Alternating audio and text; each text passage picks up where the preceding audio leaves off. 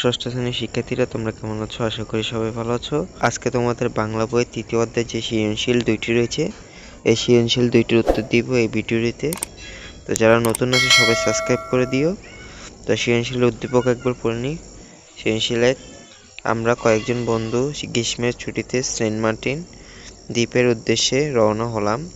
উদ্দেশ্য ছিল দুই চোখ ভরে প্রাকৃতিক দৃশ্য উপভোগ করা। ঢাকা থেকে চট্টগ্রাম, আবার সেখান থেকে কক্সবাজার গেলাম। সেখান থেকে সেন্ট মার্টিন, কি অপূর্ব দৃশ্য আর সৌন্দর্যের মাখামাখি, কোরাল পাথরের ছড়াছড়ি সেন্ট মার্টিনের এক বিশাল অহংকার। এছাড়াও আছে নীল পানির এক রাজপুরী, সেখানে কচ্ছপেরা অবাধে ঘুরে বেড়ায়, ডিম পাড়ে, কাঁকড়ারা দল বেঁধে আলপনা আঁকে।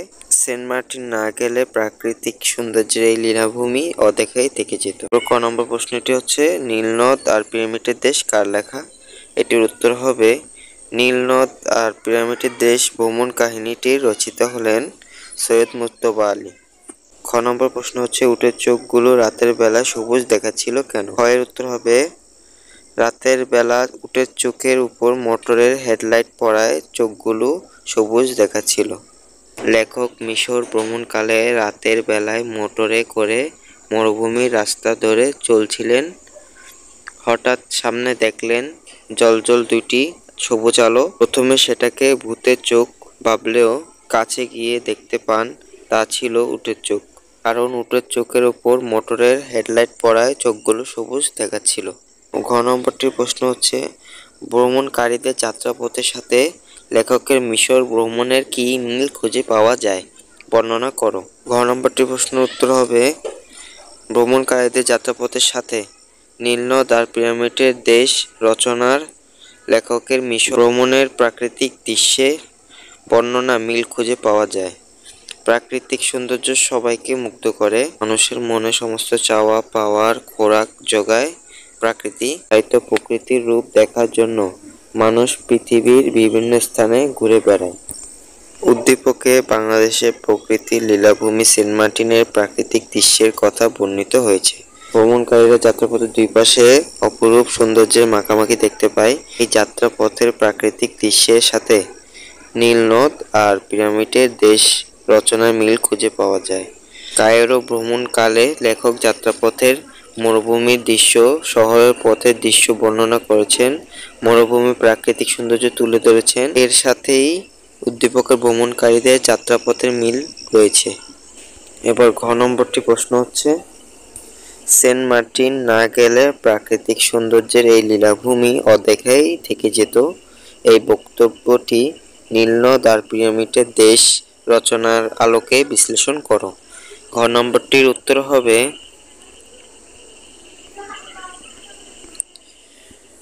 সেন্ট মার্টিন না গেলে প্রাকৃতিক সৌন্দর্যের এই লীলাভূমি অদেখাই থেকে যেত। এই বক্তব্যের সাথে আমি সম্পূর্ণ একমত। আমাদের এই পৃথিবী প্রাকৃতিক সৌন্দর্যে ভরপুর। বিভিন্ন দেশের প্রকৃতিতে রয়েছে ভিন্ন ভিন্ন সৌন্দর্যের ছোঁয়া। কোথাও রয়েছে সুবিশাল সাগর, কোথাও মরুভূমি, কোথাও পাহাড়, কোথাও বা নদীর অনাবিল সৌন্দর্য। উদ্দীপকে বর্ণিত হয়েছে বাংলাদেশের সমুদ্র কন্যা সেন্ট মার্টিন দ্বীপের নয়নাভিরাম সৌন্দর্যের বর্ণনা। স্বচ্ছ নীল সাগর জলে কোরাল পাথরের ছড়াছড়ি। সেন্ট মার্টিন না গেলে প্রাকৃতিক সৌন্দর্যের এই লীলাভূমি অদেখাই থেকে যেত। ভ্রমণকারীদের এই মন্তব্যের সাথে নীলনদের সৌন্দর্যের সাদৃশ্য রয়েছে। নীলনদ আর পিরামিডের দেশ রচনায় লেখক মিশরের নীলনদের সৌন্দর্য বর্ণনা করেছেন। নীলনদের ওপর দিয়ে মাঝারি ধরনের মহাজনী নৌকা পাল তুলে পেটুক ছেলের মতো পেট ফুলিয়ে চলা, নীলের স্বচ্ছ জলে মিশরের চাষাবাদ প্রভৃতি মনোমুগ্ধকর দৃশ্য বর্ণনা করেছেন। এই বর্ণনার সাথে উদ্দীপকে সেন্ট মার্টিন দ্বীপের প্রাকৃতিক সৌন্দর্যের বর্ণনার সাদৃশ্য খুঁজে পাওয়া যায়। এই ছিল এক নম্বর প্রশ্নের উত্তর। এবার দুই নম্বর প্রশ্নের উত্তরটি আমরা দেখব। প্রথমে উদ্দীপকটি একবার পড়ে নিই। শ্রেয়সী তার বন্ধুদের নিয়ে বাংলাদেশের রাজধানী ঢাকা উদ্দেশ্যে রওনা হলো। পদ্মা ও যমুনার রূপালী স্রোত পাড়ি দিয়ে তারা এক সময় ঢাকায় পৌঁছায়। সেখানে তারা প্রথমেই যায় লালবাগের দুর্গে। এই যেন ফেলে আসা মুঘল সাম্রাজ্যের এক টুকরো রাজত্ব। মুঘল সম্রাটদের স্থাপত্য ঐতিহ্য এখানে লুকিয়ে আছে।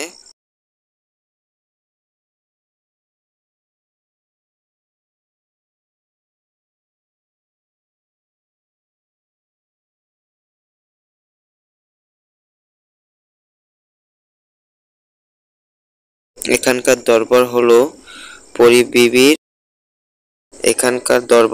পরিবিবির মাজার ও শাহজাদা আজমের মসজিদ দেখে তারা ছবি তুলতে লাগলো। তারা শেষ পর্যন্ত স্বীকার করলো এখানে আসার ফলে তারা ইতিহাস ও সম্রাটের হারিয়ে যেতে বসা বিশাল কীর্তির সঙ্গে পরিচিত হতে পেরেছে।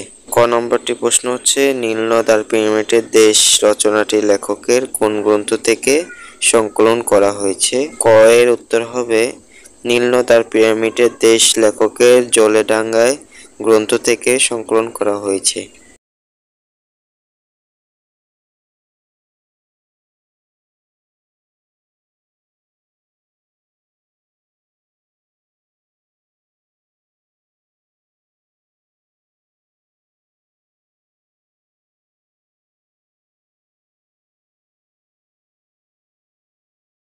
খ নম্বর প্রশ্নটি হচ্ছে এই নীলের জল দিয়ে এদেশে চাষ হয় কেন? খ এর উত্তর হবে এই নীলের জল দিয়ে এদেশে চাষ হয় কারণ নীল নদী মিশরের চাষাবাদের জন্য মিষ্টি পানির যোগান দেয়।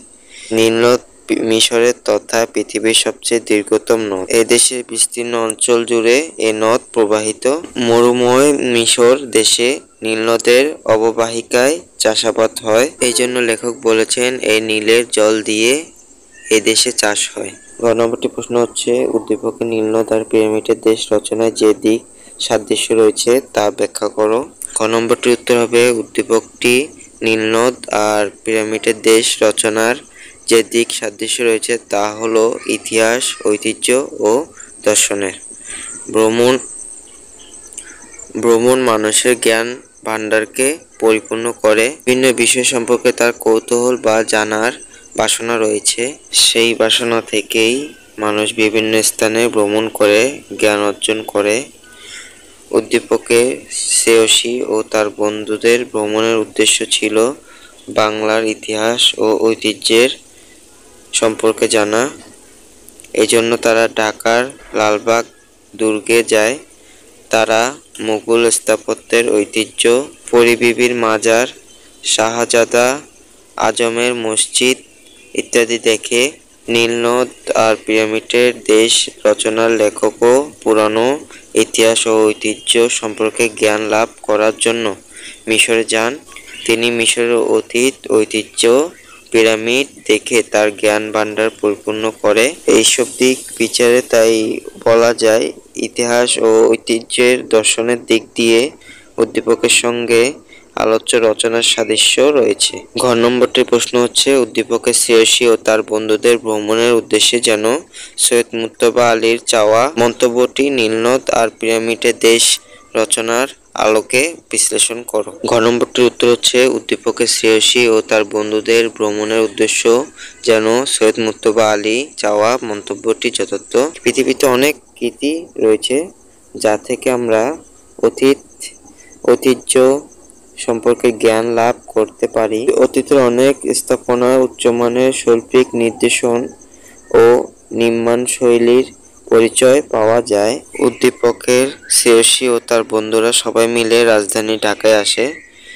তারা ঢাকায় এসে লালবাগ দুর্গ পরিদর্শন করে মুঘল ইতিহাস ও ঐতিহ্য সম্পর্কে জানতে পারে। তাদের ঢাকায় আসার মূল উদ্দেশ্যই ছিল ভ্রমণ ও ঐতিহ্য সম্পর্কে জানা। সৈয়দ মুজতবা আলী তার নীলনদ আর পিরামিডের দেশ রচনায় মিশর ভ্রমণের কথা তুলে ধরেছেন, বর্ণনা করেছেন মিশরের ইতিহাস ও ঐতিহ্য। আলোচ্য রচনার মধ্যে দিয়ে লেখক মূলত চেয়েছেন মানুষকে ভ্রমণের আগ্রহী করে তুলতে ও বিভিন্ন দেশের ইতিহাস সংস্কৃতি সম্পর্কে জানতে।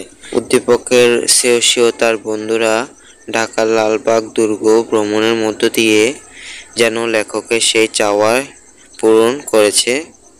তাই বলা যায় যে মন্তব্যটি যথার্থ। এই ছিল তোমাদের 1 নম্বর ও 2 নম্বর সৃজনশীল প্রশ্ন উত্তর।